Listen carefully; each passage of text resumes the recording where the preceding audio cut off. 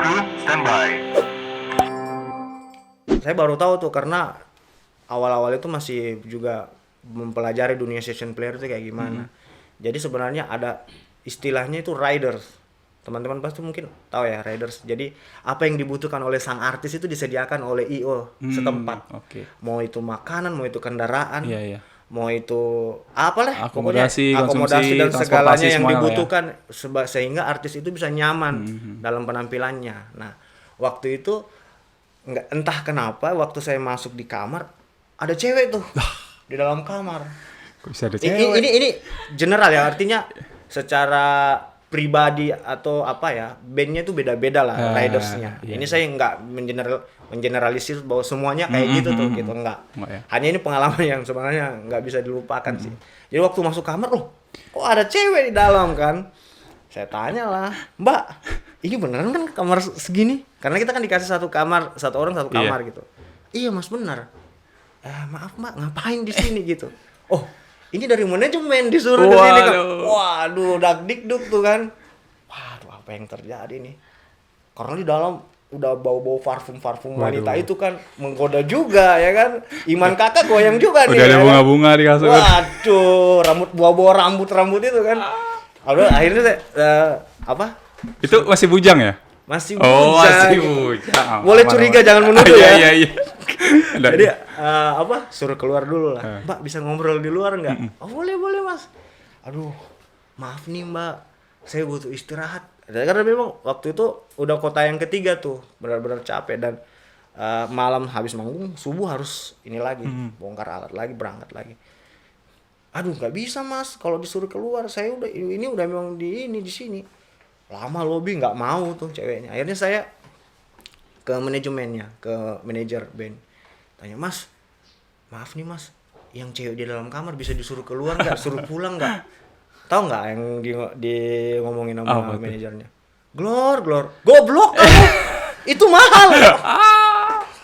Udah kayak gitu. Jadi semua personil itu dapat tuh, ridersnya kayak gitu. Dan saya nggak menolak. Akhirnya setelah kota yang berikutnya, setelah kota itu langsung saya dikasih tiket pulang. Oh gitu. Disuruh pulang, nggak nyaman katanya, terlalu alim.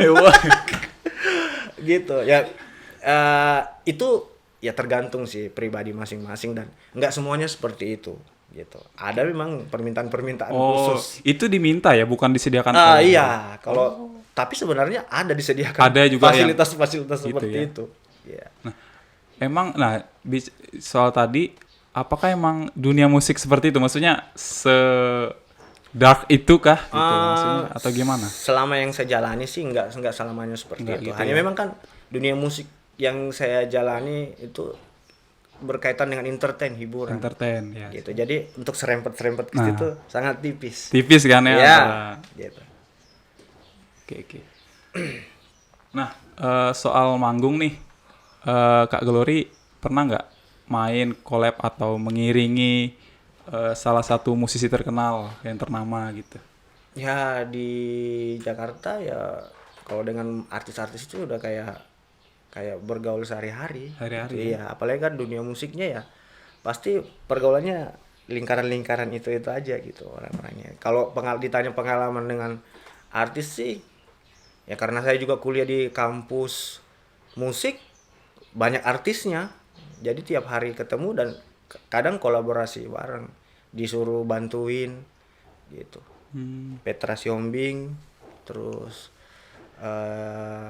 Bams Samson, Oke. Anji, Anji. Badai, Chris Anji itu Pati. YouTuber juga kan? Iya. Oh iya, dia Ya pernah. Dia ke Pernah YouTube bantuin sekarang, Mas karena Anji. Ya udah libur semua. libur ya. Pasti larinya ke online semua dah. Ini kita ke YouTube loh, Kak. Iyo, YouTube kan? makanya karena COVID ini nih ya kan, pasti nih ya, online semua gitu. Sama teman-teman di Jakarta juga kayak gitu semua. Iya, ke platform semua Larinya akhirnya kan. semua ke online. Iya. Nah, Dan masih banyak lagi lah kerjasama. kan sekarang lagi pandemi nih, Kak. Hmm. Nah, pasti pandemi ini kan efeknya ke segala bidang nih, kesehatan, sosial, apalagi ekonomi yang paling terasa gitu. Nah, gimana nih sebagai seorang pemusik dampaknya? Nah, mungkin bisa Ceritain lah pengalaman. Aduh, itu khususnya di Jakarta, kalau saya lihat di Samarinda ini masih nafas-nafas dikit bisa lah. Oh, Kalau di masih bisa Iya, ya? di sini nggak terlalu seketat dengan apa yang terjadi di Jakarta. Di Jakarta itu benar-benar tiarap semua. Mau artis Suram. gede, artis yang menengah, bawah semua terdampak gitu. Dan benar-benar nggak ada job sama sekali. Gimana sih bayangin ya, nganggur beberapa bulan ini gimana sih Iya, rasanya? iya, benar-benar. Ya seperti itulah, itu yang buat saya aduh nggak bisa lama-lama di Jakarta nih, harus ke Samarinda deh, kalau nggak bisa stres berat gitu. Nah, teman-teman Kak Glory gimana? Pada balik semua atau ada yang bertahan gimana? Ada yang bertahan juga, Ada ya? ada yang bertahan. Dan beberapa hari yang lalu sempat video call bareng-bareng, nanya ya gimana ya, agak narik nafas juga sih, ngelus dada. Aduh, kasihan juga teman-teman di sana, bahkan harus sampai menggadaikan barang-barang, Parah. modal kerja Itu hanya dia. untuk menyambung hidup loh. Sudah dia ngumpulin Gitu, iya. susah-susah. Bikin bikin apa? Konser virtual ya kan, dari Instagram, live IG apa semua gitu kan. Tapi ya hasilnya nggak semaksimal kalau kita live off air sebenarnya Iya, gitu. iya. Seperti itu. Makanya Kasian lah.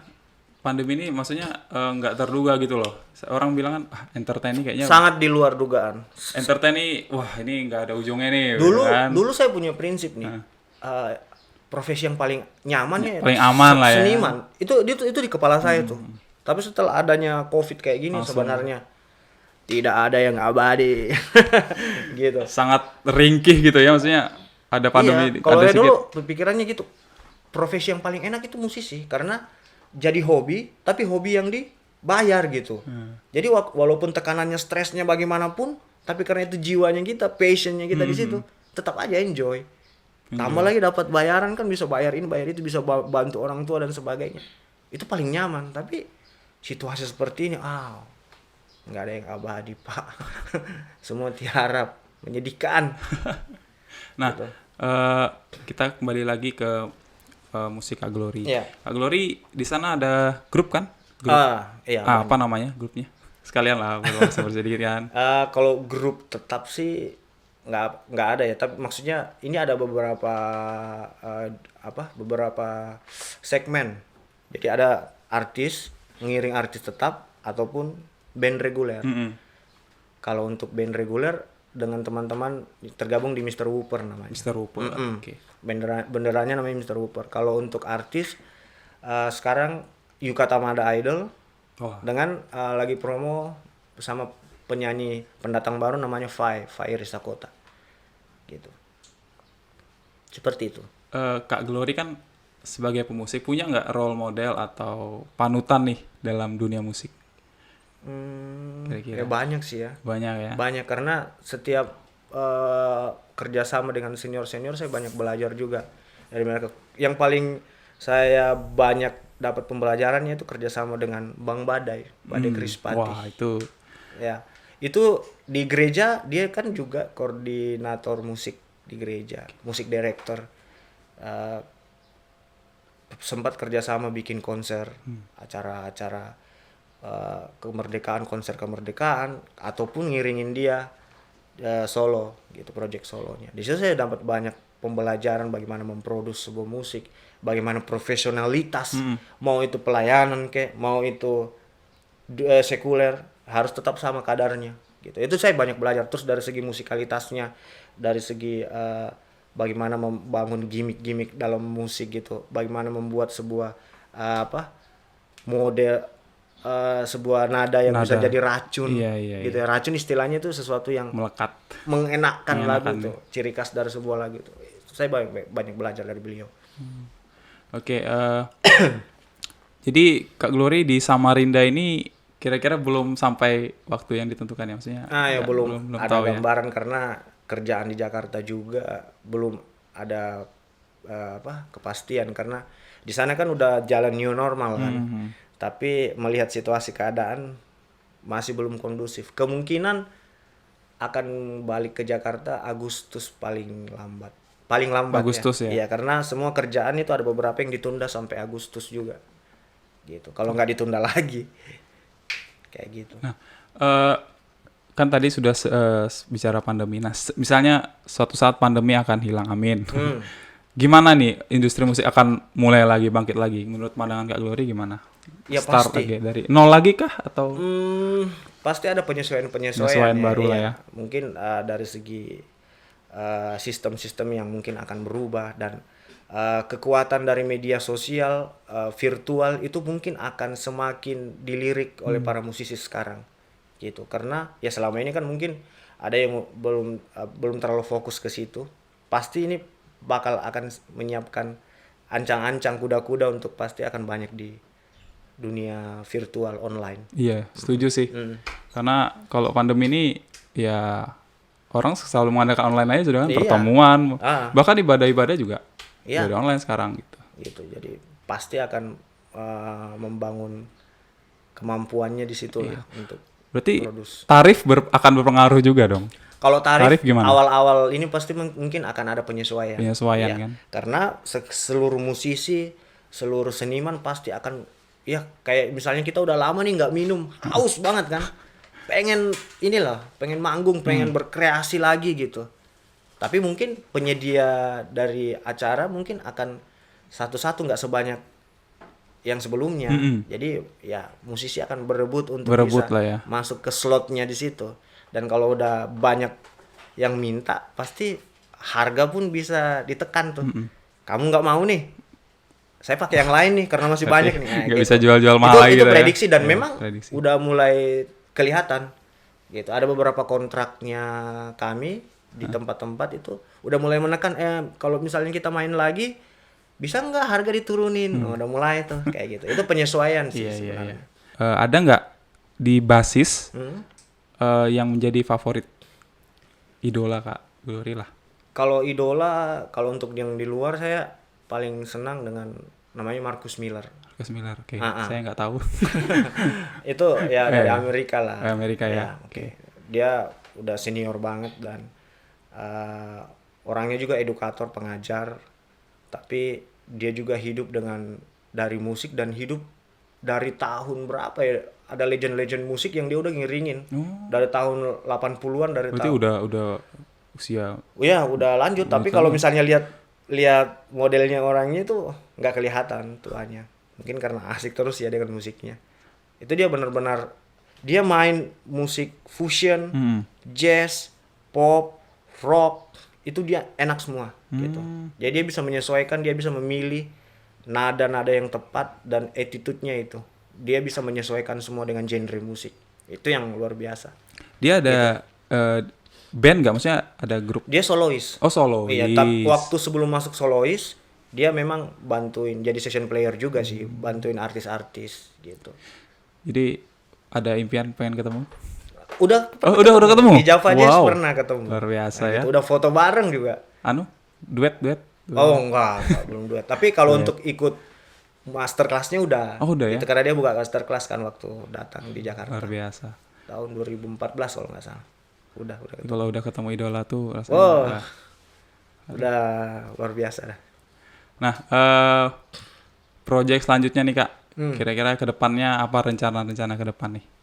Nah, kalau untuk jangka pendek ya, ya kebetulan karena udah terlibat dengan proyekan Kak David ya di sini ya. Jadi lagi mempersiapkan banyak recycle musik khususnya untuk nyanyian Kemenangan Iman. Udah ada beberapa lagu yang udah di-record. Tinggal untuk produksi video klip gitu. Ya dalam beberapa bulan ini mungkin akan fokus di situ. Gitu ya. Sekaligus juga melihat updatean di kerjaan Memantau di Jakarta. terus di sana memantau kan, kayak kalau gimana. emang. Kalaupun harus balik ke Jakarta kan ya virtual lagi lewat online bisa. Tag isi bassnya. Kalau misalnya disuruh dari sini bisa. Oh, bisa ya. Nah, soal yang sama project sama Kak David tadi. Ya. Itu gimana responnya dari orang-orang? Ya sejauh ini sih ya antusias bagus. Aja ya. Karena kalau yang saya perhatikan ya di YouTube itu belum ada satu grup atau kelompok pun yang membuat kalau bahasa saya itu seniat itu. Oke. Gitu. Di Samarinda apa? Bukan kalau buka di YouTube tuh. Oh, buka di konten YouTube. yang mengcover NKI ya, Nyanyian oke. Kemenangan Iman.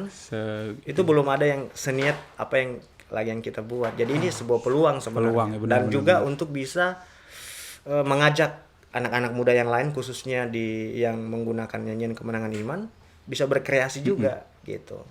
Mengajak mereka, menantang mereka. Bisa, ternyata musiknya bisa dibuat kayak gini nih Kemenangan Iman. Dan saya lihat udah ada tuh mulai ada yang update yang dari Kemainjil Bali udah mulai tuh bikin video juga cover, itu kan luar biasa. Mengajak anak-anak muda untuk berkreasi dengan nyanyian Kemenangan Iman. Nah, Seperti itu. kalau kan syuting sama Kak David nih, di Samarinda sudah ada lokasi-lokasi, mungkin syuting di luar ada nggak? Iya, udah ada beberapa Iya, yang tempat. paling berkesan syuting di mana, Kak? Nah, itu di bandara Bandara Bandara Tomendo itu tuh. ya. Baru lihat juga tuh. Selama ini kan itu bandara lama tuh, bandara di mana sih posisinya? Ternyata di tengah-tengah kota juga Betul kan? gitu. Ya, seru sih. Seru gitu ya. Bandara Tewindung. Emang tuh bandara kebanggaan Gitu ya. Samarinda, tapi udah ditutup sekarang. Ada niat buka kursus di sini atau? Lihat-lihat situasi dan Lihat situasi ya. keadaan, Kayaknya lihat peluangnya. bisa nih. Kalau bisa ya nggak menutup kemungkinan. Gitu. Oke. Nah, kita bahas yang lagi viral nih, Kak. Aku bukan. Nah, itu sudah tahu aja. Kenapa dengan lagu Nah, itu itu? juga saya juga kurang ngikutin sebenarnya kasusnya. Oke. Tapi dengar-dengar masalah ini apa? Royalti apa gimana gitu. Hak cipta katanya. Hak cipta, Ada iya. beberapa bagian lagu yang mirip dengan satu lagu gitu. Itu gimana tuh Kak Glory sebagai musik? Sebenarnya kan memang ya kalau saya bilang nada kan cuma ada 7 kan, do re mi fa sol la si do, ya kan? Gitu, dan kemungkinan untuk Saya catat dulu, apa tadi nada? do re mi fa sol la si do, ya gitu. Kalau untuk kemungkinan sebuah motif itu bisa sama sih, kemungkinan besar bisa. Tapi kalau di dalam aturan kita yang dinamakan plagiat atau meniru itu kalau misalnya lebih dari 8 bar. 8 bar ya. 8 bar. Jadi 4 misalnya ketukan tua gampat tua. Nah itu hitunglah sampai 8 kali aja tuh. Gitu. Kalau lagu Keke kan aku bukan boneka, boneka, boneka. Kalau bagian itu sih sebenarnya kalau mau fair itu nggak sampai 8 bar. Nggak sampai ya? Iya, hanya memang mirip banget. Iya sih kayaknya. Motif-motif motifnya mirip. motif melodinya tuh mirip Iya, banget. mirip, Jadi mirip. nggak salah sih sebenarnya kalau misalnya mungkin. Tapi kalau misalnya buka perkembangan sekarang ada lagi yang klaim Oh, yang gitu ya? baru. Kena tahu ini nggak Papa Tibok? Kayak pernah dengar. Kalau kamu nggak pernah dengar berarti masa kecil kamu nggak bahagia gitu. Tahu. Lagu anak-anak Papa ya? Tibok, Cerita lagu anak-anak. iya, kalau di TV tuh semua ciptaan pasti kalau misalnya semut nakal, nah gitu. Iya. Itu lagu ciptaan Papa Tibok. Si lumba-lumba. Nah, itu pokoknya Baby Shark ciptaan siapa itu? aduh, itu siapa ya? Bukan ya? Nggak tahu itu Bukan dari Papa luar Tibok. tuh ya, saya kurang tahu. Ya Papa Tibok. Nah, itu mirip lagu gimana sih kalimat awalnya? Pokoknya bagian verse sampai ke ref itu mirip. Mirip banget ya. Melodinya mirip. Dan itu udah lebih dari 8 bar. Wah, Gitu. Dan itu dipersoalkan lagi sebenarnya sama Papa Tibok. memang luar biasa kayak gini. Ya gimana ya? Tapi udah trending ya. Iya. Karena masalah trendingnya itu sih sebenarnya. Kalau misalnya dia nggak trending sih ya pasti orang bodo amat kali, nggak terlalu dipersoalkan. Nah, lagu yang dia mirip sama dia juga kayaknya nggak setrending ini. Iya, Lagu itu kan yang- udah lama sebenarnya. Iya. Kalau untuk lagunya Papa Tibok itu Iya. udah lama. Nah itu kan kita lihat kayak ini kan kita bicara jujur aja lah ya. Mungkin kalau soal suara ya pas-pasan lah kan. Iya. Tapi kenapa dia bisa viral gitu loh?